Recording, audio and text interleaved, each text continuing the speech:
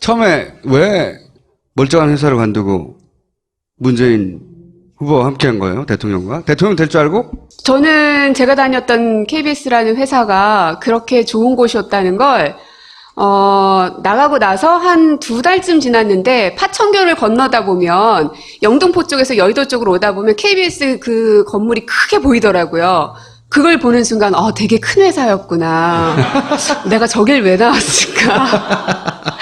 순간 그런 생각이 들긴 했는데 지금도 그렇고요. 그리고 처음 그때 마음을 먹었을 때도 그렇고 추호의 흔들림이나 후회는 없었어요. 누구를 연상시키고 그러세요? 왜 제안을 받아들였어요? 제안을 받아들인 거예요? 아니면 본인이 자원한 거예요? 제안을 받았죠. 예, 뭐, 너무 좋은 회사였긴 했는데, 거기에 있는데도 매일매일이 너무 힘들더라고요. 약간, 심장이 없는 상태에서, 돈을 벌기 위해서 일하고 있는 느낌? 근데 제가 처음 아나운서가 됐을 때는 언론인이 되고 싶은 그런 욕심도 있었는데, 과연 나는 그러한 언론인의 모습으로 살아가고 있나, 그리고 내 손에 쥐어진 마이크는 그런 역할을 해내고 있나라는 생각이 진짜 9년 내내 들더라고요. 그래서, 늘 갈증이 있었는데, 그 순간에 당시 문재인 대표님께서 손을 내밀어 주셨고, 근데도 결정을 바로 못했어요. 왜냐하면 회사에서 받는 월급으로 저희가 생활을 해야 되기 때문에 제가 경제 생활을 하니까 네. 옆에도 앉혀놓고 미안하네. 들어가실래요? 이미 연애할 때부터 저는 마음을 먹었거든요. 남편의 꿈이 시인이고 내가 꿈이 아나운서면 둘 다 꿈을 이루면서 살자. 근데 다행히 아나운서는 돈이 되고 시인은 돈이 안 되네. 그러면은 아나운서 돈으로 살면 되지 뭐. 거기에 맞춰서 살지 뭐. 그 생각이었기 때문에 결혼 잘했죠? 자, 그러면 남편 버전 들어보겠습니다. 저는 그 덕분에 덕분에 제가 젊었을 때, 어렸을 때 청춘 시절에 꿈이 2개가 있었습니다. 내가 평생 시를 쓰며 살겠다. 그게 첫 번째 꿈이었고, 내가 죽기 전에 멋진 사랑은 내가 한번 해봐야 되겠다. 이게 2번째 꿈이었습니다. 근데 어느 날 갑자기 한 사람이 나타나면서 이 2개의 꿈이 다 이루어지는 역사가 이루어졌습니다. 듣고 싶지 않고요. 처음 제안 받으셔서 만나고 고민하셨을 거 아니에요? 고민했죠. 예, 어느 대목이 제일 고민이 되던가요? 일단 수입도 고민이 되는 거고. 그렇죠. 고민됐죠. 그리고 다시 돌아갈 수 없는 곳이기 때문에 후회하지 않을까에 대한 고민, 그리고 정치 영역으로 가는 거기 때문에 과연 내가 할 수 있는 역할이 있기는 할까 하는 고민이 사실 많이 됐어요. 그래서 처음에는 남편이 제안을 이쪽이 먼저 전화를 받았어요. 미안했는지 저한테 바로 전화를 못하고 여기에다가 전화를 해서 여차저차하니 고민정 씨에게 좀 전해주십시오 했는데 저한테 며칠 동안 얘기를 안 했어요. 수입이 없어지니까. 저라는 산을 넘어야 가능하다고 생각했겠죠. 되게 멋진 말 많이 한다. 시인이잖아요. 나 또한 내가 할 수 있는 일이 없을 거라 생각했고, 왜냐하면 정치는 싸움의 영역이라는 생각이 강했어요. 그리고 뭔가 쟁취해야 되는 곳이고. 근데 나는 그러한 캐릭터도 아니고 그러한 일을 해보지 않았는데 나를 왜 부를까? 내가 필요하기는 할까? 하던 고민을 하던 찰나에 오히려 그때 남편이 얘기하더라고요. 왜 그런 고정관념을 갖느냐? 정치라는 영역이 꼭 그렇게 싸움만 있는 것은 아니다. 정치로 인해서 사람을 위로해 주는 것도 필요하고 행복을 주는 것도 필요하지 않겠는가. 당신은 늘 방송을 하면서 사람들에게 위로와 희망을 줄 수 있는 사람이 되고자 했으니 그걸 그대로 그 안에서 한다면 오히려 새로운 영역의 무언가가 만들어질 수도 있지 않느냐라고 얘기를 하더라고요. 근데 저는 그때 저한테 연락하신 분이 탁현민이요? 네. 교수의 자질에는 한참 부족하죠. 책을 쓰면 나무가 불쌍하고. 그분한테 연락을 받았는데, 얘기를 하고 며칠 동안 얘기를 안 했죠. 근데 그 전에도 작년 여름엔가 한번 언뜻 운을 띄운 적이 있었어요. 근데 저는 그때 말도 안 된다는 얘기를 했었고, 두 분이 예. 문재인 왜? 대통령을 만나셨나요? 네네네, 만났죠. 같이 만났죠. 결정적인 게 뭐예요? 결정적인 게. 왜 보냈어요, 나를? 그러니까, 결정적인 그 험한 거. 곳에. 그래, 가자 이렇게 한 결정. 떨고 있다는 느낌이 들었어요. 아, 이 흔들리는구나, 라는 느낌. 아, 그런 제안을 받은 순간. 예, 그 얘기를 이제 전해주는 순간 이 친구가 그 눈동자가 흔들리면서 그런 느낌이 들었어요. 눈동자가 아, 이거 흔들려? 해야 되는 거구나. 눈동자 흔들어 보세요 한번. 그런데 그런데 이제 이 친구가 가면 이제 경제적인 게 좀 어려우니까 네. 저는 그랬어요. 대출 받지 뭐. 그런 얘기를 했습니다. 그리고, 그때는 퇴직금이 있다는 생각을 미처 못 했는데. 퇴직금이라는 좋은 제도가. 근데 그마저도 중간 정산을 한번 해가지고 얼마 안 되더라고요. 근데 한 넉 달은 버티겠더라고요. 이제 어떻게 해요? 이제 넉 거의 달이 다 썼어요. 네. 이제 한 달치 전화 받으셨어요, 혹시? 정도만 남아있는데 지금 전화를 못 받고 있어요. 이게 최종적인 결정은 어떻게 된 거예요? 그러니까 그래 하자 이 결정이 어떻게 난 거예요? 그래 하자 이거는 네. 문재인 당시 이제 대표님을 만나고 나서였죠. 왜? 만나기 전까지는 네. 내가 그 영역을 할 수 있을까? 오케이 할 수 있을 것 같아. 근데 그 사람이 내 인생을 걸 만큼 진짜 대단한 사람인지를 확인하고 싶었어요. 저의 모든 것, 우리 가족 네 사람의 모든 걸 걸어야 되는 사람이기 때문에. 근데 딱 만났는데요. 만나고 진짜 몇 분 얘기 안 하고 홀딱 반해버린 거죠. 얼굴에 또 넘어갔구만.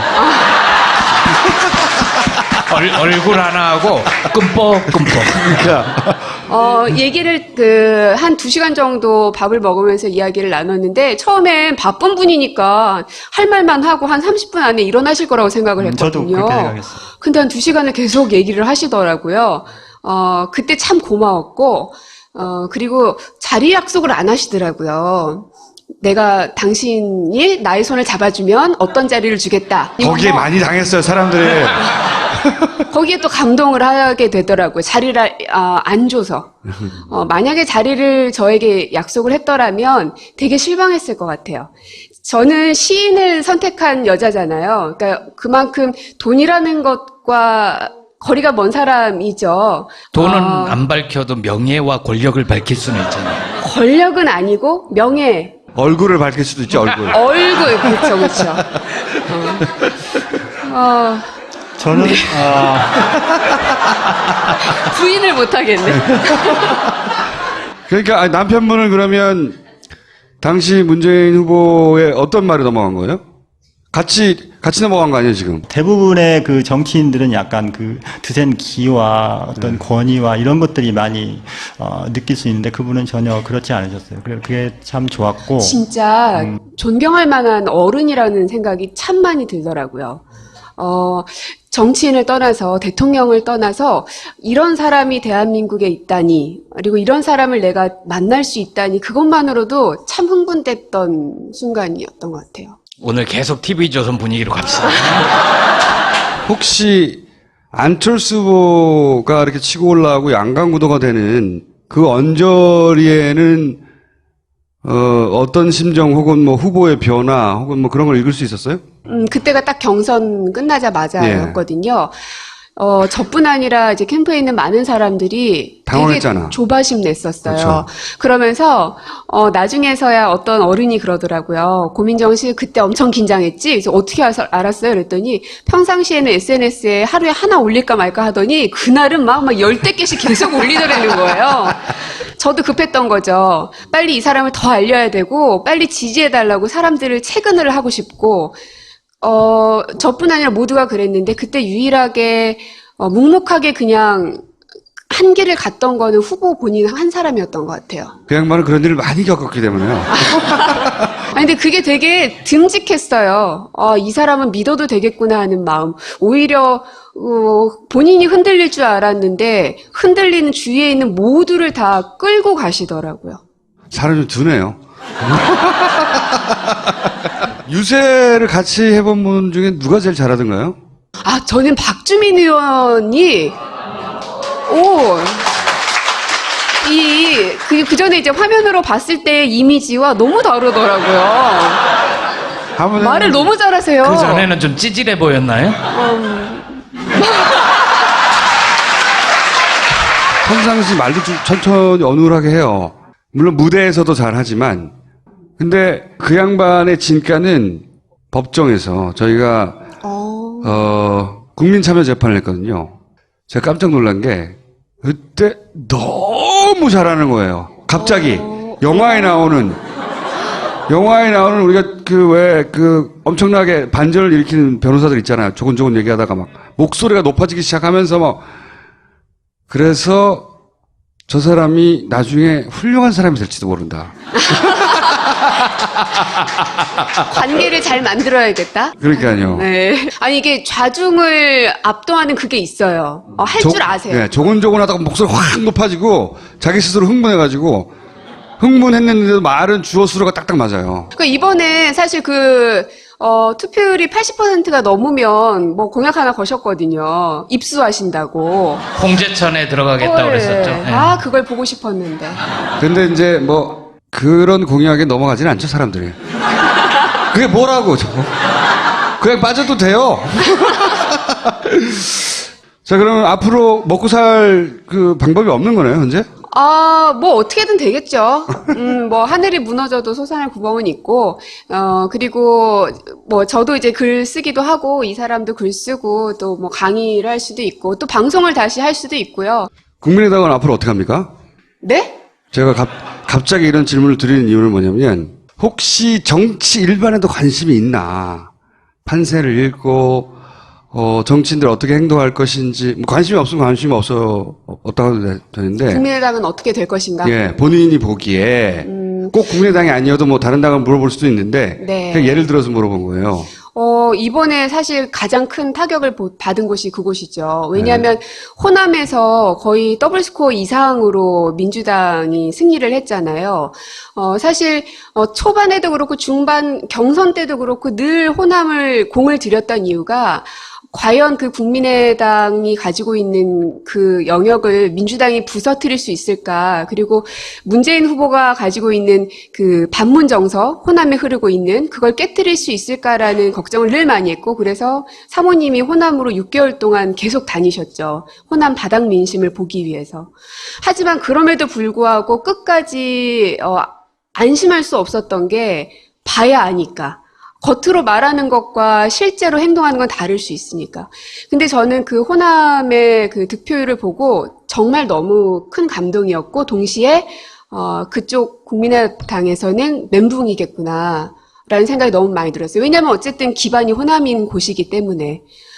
그리고 더불어서 이번 대선이 물론 이제 과반이 넘기를 바랬던 마음은 그러니까 참 강했습니다. 그리고 많은 지지자분들이 그렇게 생각하고 계시지만 저는 이 41% 넘었다는 것만으로도 굉장히 큰 성과라고 보는 게 다자구도였잖아요.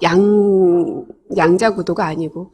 다자구도 속에서 한 번도 연합을 안 했고, 매번 이 진보 진영에서는 연합을 했었죠. 근데 연합 없이 독자적으로, 그 지지율을 끝까지 이어가서 승리까지 갔다는 것은 대단한 결과라고 보고, 이번 투표는 소신 투표를 했던 분들이 많았기 때문에 더더욱, 그래서 지금의 이 41%라는 건 수치로는 그렇지만 의미로 따졌을 땐 한 60%의 득표를 가진 것이 아닌가 저는 생각이 들더라고요. 그런데 이런 글도 쓰셨어요. 제가 성함도 한번 안 들려요. 조기영 씨, 남편분 조기영, 시인 조기영. 네. 당신을 문재인에게 보내며 이런 글을 썼어요. 제가 읽어봤거든요. 그런데 이제 그 이유를 잘 몰랐던 것 같더라고요. 얼굴 때문에 간 건데. 근데 이렇게 말을 했어요. 여기서 당신은 이제 고민정 대변인이죠. 당신이랑 비슷한 느낌을 가진 한 남자를 만났어. 여기서 한 남자가 문재인 대통령인 거죠. 요걸 나중에 한번 물어봐야 되겠다. 왜 비슷한 느낌이라고 했는지. 저희가 연애가 한 6년 반 정도 됐거든요. 네. 근데 그런데도 안 헤어졌어요? 연애가 길었는데 보니까 여기는 이제 아나운서 합격하고 저를 버리지 않았습니다. 버리지 않았습니다. 근데 문재인 대통령께서도 합격하셨고 그랬는데 사법고시 합격하시고도 연애 기간이 그분께서도 저희랑 비슷하시더라고요. 와이프 애인을 버리지 않았다고? 뭐 그런 의미- 거기서 감정이입이 된 거예요? 그런 얄팍한? 근데 이제 그런 면이 있었고, 개인적으로는 이제 저도 저희 가족이나 제 주변을 좀 관리하며 살았다라고 생각했는데, 이분은 굉장히 높은 수준의 관리를 하고 사셨다는 느낌이 어떤 많이 의미에서 들어요. 관리를 그러니까 하고 생각했어요? 저는 이분의 삶 자체가 주변, 뭐 들어보지는 못했지만, 여사님, 아드님, 따님 모두 엄격하게 관리를 하면서 살았다고 생각해요. 그 과정들이 본인은 아무런 스트레스가 없는데 가족들은 많은 스트레스를 받았을 거다. 그렇게 생각하거든요. 네, 뭐, 아내로부터 받은 스트레스. 네. 그거에도 강정이 되고. 네, 뭐 그런 여러 부분에서 좀 많이 비슷하다라는 느낌들이 많이 들었습니다. 조국 교수가 민정수석 하는 것에 대해서는 어떻게 생각하세요? 아무래도 그게 이게 상징하는 바가 뭐 많은 분석들이 나오고 있지만 마음은 다 똑같은 것처럼 검찰 개혁을 제대로 해내겠다는 걸 조국 교수의 내정으로 내비친 게 아닌가 생각이 드는데요. 제가 청와대에서 연락이 안 오면, 이 자리? 이 자리 말고 여기 옆에다가 하나 뭐 보조의자 하나 더. 심심하실 때 제가 춤춘 거 혹시 보셨나요? 저 춤 진짜 못 추거든요. 보셨다시피. 근데 여러분의 정신 건강을 위해서 가끔 나타나서 춤추기 뭐 이런 건 할 수 있을 것 같네요. 뭐, 여러 가지 포지션을 생각해 볼게요, 제가. 자, 오늘 감사합니다. 네, 고맙습니다. 실 받지 뭐 그런 얘기를 했습니다. 그리고 그때는 퇴직금이 있다는 생각을 미처 못했는데 퇴직금이라는 좋은 제도가. 근데 그마저도 중간 정산을 한번 해가지고 얼마 안 되더라고요. 근데 한 넉 달은 버티겠더라고요. 이제 어떻게 해요? 이제 넉 거의 달이 다 끝나고- 썼어요. 네. 이제 한 달치 전화 받으셨어요, 혹시? 정도만 남아있는데 지금 전화를 못 받고 있어요. 이게 최종적인 결정은 어떻게 된 거예요, 그러니까? 그래, 하자. 이 결정이 어떻게 난 거예요? 그래 하자 이거는 네. 문재인 당시 이제 대표님을 만나고 나서였죠. 그 왜? 만나기 전까지는 네. 내가 그 영역을 할 수 있을까? 오케이 할 수 있을 것 같아. 근데 그 사람이 내 인생을 걸 만큼 진짜 대단한 사람인지를 확인하고 싶었어요. 저의 모든 것, 우리 가족 네 사람의 모든 걸 걸어야 되는 사람이기 때문에. 근데 딱 만났는데요. 만나고 진짜 몇 분 얘기 안 하고 홀딱 반해버린 거죠. 얼굴에 또 넘어갔구만. 얼굴 하나 하고 끔뻑. 얘기를 한 2시간 정도 밥을 먹으면서 이야기를 나눴는데 처음엔 바쁜 분이니까 할 말만 하고 한 30분 안에 일어나실 거라고 생각을 했거든요. 저도 그렇게 생각했어요. 근데 한 2시간을 계속 얘기를 하시더라고요. 그때 참 고마웠고 이루어졌습니다. 듣고 싶지 않고요. 처음 제안 받으셔서 만나고 고민하셨을 거 아니에요? 고민했죠. 예, 어느 대목이 제일 고민이 되던가요? 일단 수입도 고민이 되는 거고. 그렇죠. 고민됐죠. 그리고 다시 돌아갈 수 없는 곳이기 때문에 후회하지 않을까에 대한 고민, 그리고 정치 영역으로 가는 거기 때문에 과연 내가 할 수 있는 역할이 있기는 할까 하는 고민이 사실 많이 됐어요. 그래서 처음에는 남편이 제안을 이쪽이 먼저 전화를 받았어요. 미안했는지 저한테 바로 전화를 못하고 여기에다가 전화를 해서 여차저차하니 고민정 씨에게 좀 전해주십시오 했는데 저한테 며칠 동안 얘기를 안 했어요. 수입이 없어지니까. 저라는 산을 넘어야 가능하다고 생각했겠죠. 되게 멋진 말 많이 한다. 시인이잖아요. 나 또한 내가 할 수 있는 일이 없을 거라 생각했고, 왜냐하면 정치는 싸움의 영역이라는 생각이 강했어요. 그리고 뭔가 쟁취해야 되는 곳이고. 근데 나는 그러한 캐릭터도 아니고 그러한 일을 해보지 않았는데 나를 왜 부를까? 내가 필요하기는 할까? 하던 고민을 하던 찰나에 오히려 그때 남편이 얘기하더라고요. 왜 그런 고정관념을 갖느냐? 정치라는 영역이 꼭 그렇게 싸움만 있는 것은 아니다. 정치로 인해서 사람을 위로해 주는 것도 필요하고 행복을 주는 것도 필요하지 않겠는가. 당신은 늘 방송을 하면서 사람들에게 위로와 희망을 줄 수 있는 사람이 되고자 했으니 그걸 그대로 그 안에서 한다면 오히려 새로운 영역의 무언가가 만들어질 수도 있지 않느냐라고 얘기를 하더라고요. 근데 저는 그때 저한테 연락하신 분이 탁모. 탁현민이요? 예. 교수의 자질에는 한참 부족하죠. 예. 예. 책을 쓰면 나무가 불쌍하고. 그분한테 이제 연락을 받았는데, 얘기를 하고 이제 며칠 동안 얘기를 안 했죠. 근데 그 전에도 작년 여름엔가 한번 언뜻 그 운을 띄운 적이 있었어요. 근데 저는 그때 이제 말도 안 된다는 얘기를 했었고. 두 분이 네. 문재인 왜? 대통령을 만나셨나요? 네네네, 만났죠. 같이 만났죠. 결정적인 게 뭐예요, 결정적인 게? 왜 보냈어요, 나를? 그러니까, 결정적인 그 험한 거. 곳에. 그래, 가자! 이렇게 한 결정. 떨고 있다는 느낌이 들었어요. 아, 이 흔들리는구나, 라는 느낌. 아, 그런 제안을 받은 순간? 네, 그 얘기를 이제 전해주는 순간 이 친구가 그 눈동자가 흔들리면서 그런 느낌이 들었어요. 눈동자가 아, 이거 흔들려? 해야 되는 거구나. 눈동자 흔들어 보세요, 한번. 그런데, 그런데 이제 이 친구가 가면 이제 경제적인 게 좀 어려우니까 저는 그랬어요. 대충 그래서 늘 갈증이 있었는데 그 순간에 이제 당시 이제 문재인 대표님께서 손을 내밀어 주셨고 근데도 결정을 바로 못했어요. 왜냐하면 이 회사에서 받는 월급으로 저희가 생활을 해야 되기 때문에 제가 이제 경제 생활을 하니까 네. 옆에도 앉혀놓고 미안하네. 들어가실래요? 이미 그 연애할 때부터 저는 마음을 먹었거든요. 남편의 꿈이 시인이고 내가 꿈이 아나운서면 둘 다 꿈을 이루면서 살자. 근데 다행히 아나운서는 돈이 되고 시인은 돈이 안 되네. 그러면은 아나운서 돈으로 살면 되지 뭐. 거기에 맞춰서 살지 뭐. 이제 그 생각이었기 때문에 결혼 잘했죠? 자, 그러면 남편 버전 들어보겠습니다. 저는 이제 그 덕분에 그 덕분에. 제가 젊었을 때 어렸을 때 청춘 시절에 꿈이 2개가 있었습니다. 내가 평생 시를 쓰며 살겠다. 그게 첫 번째 꿈이었고, 내가 죽기 전에 멋진 사랑은 내가 한번 해봐야 되겠다. 이게 2번째 꿈이었습니다. 근데 어느 날 갑자기 한 사람이 나타나면서 이 2개 꿈이 다 이루어지는 역사. 처음에 왜 멀쩡한 회사를 관두고 문재인 후보와 함께 한 거예요? 대통령과? 대통령 될 줄 알고?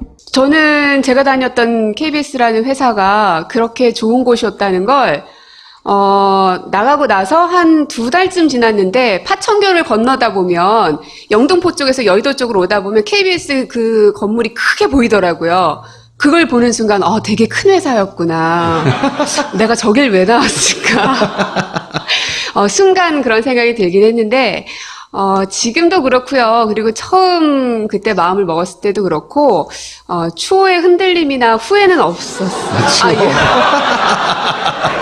누구를 연상시키고 그러세요? 왜 제안을 받아들였어요? 제안을 받아들인 거예요? 아니면 본인이 자원한 거예요? 제안을 받았죠.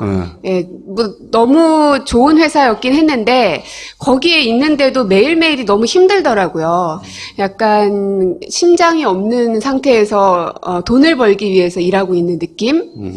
근데 제가 처음 아나운서가 됐을 때는 언론인이 되고 싶은 그런 욕심도 있었는데, 과연 나는 그러한 언론인의 모습으로 살아가고 있나, 그리고 내 손에 쥐어진 마이크는 그런 역할을 해내고 있나라는 생각이 진짜 9년 내내 들더라고요.